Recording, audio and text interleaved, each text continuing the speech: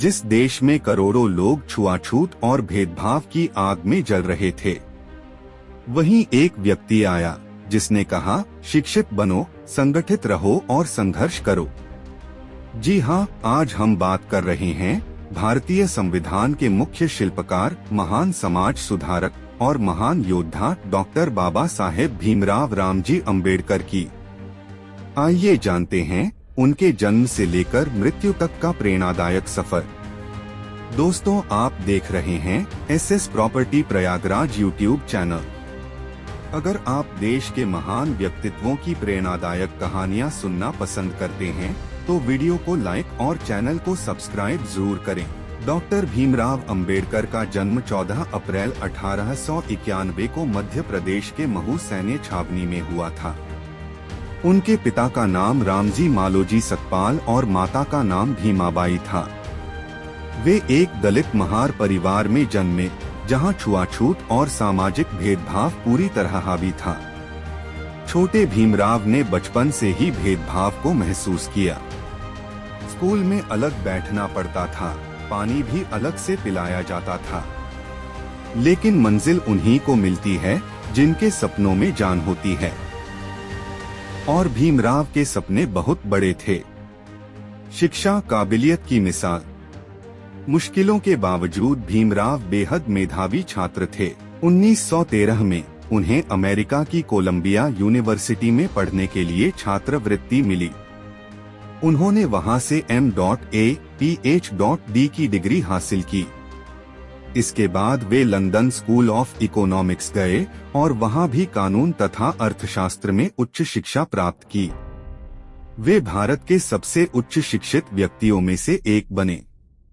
भारत वापसी और समाज सुधार का संघर्ष। शिक्षा पूरी कर भारत लौटने के बाद बाबा साहेब ने देखा कि समाज में दलितों की स्थिति बेहद खराब है। उन्होंने ठान लिया कि समाज बदलना है। उन्होंने कई बड़े आंदोलन चलाए।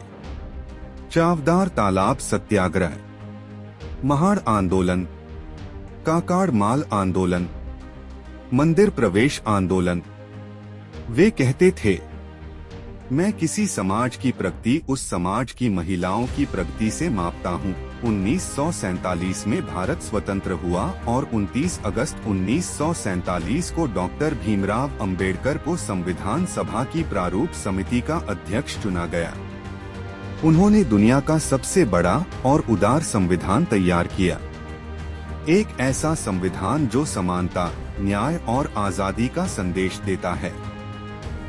26 जनवरी 1950 को संविधान लागू हुआ और बाबा साहेब को भारतीय संविधान के जनक कहा जाने लगा। डॉक्टर अंबेडकर भारत के पहले कानून मंत्री बने।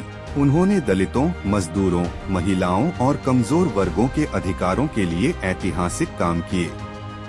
उन्होंने बौद्ध धर्म की ओर रुख किया और 1956 में नागपुर में लाखों लोगों के साथ धर्म परिवर्तन किया। 6 दिसंबर 1956 को डॉक्टर अंबेडकर का महापरिनिर्वाण हुआ।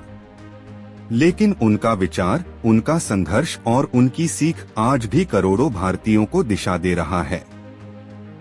वे भले ही चले गए, लेकिन भारतीय समाज को हमेशा के लिए बदल गए। बाबा साहेब हमें सिखाते हैं कि जीवन लंबा नहीं, बड़ा होना चाहिए और शिक्षा ही सबसे बड़ा हथियार है।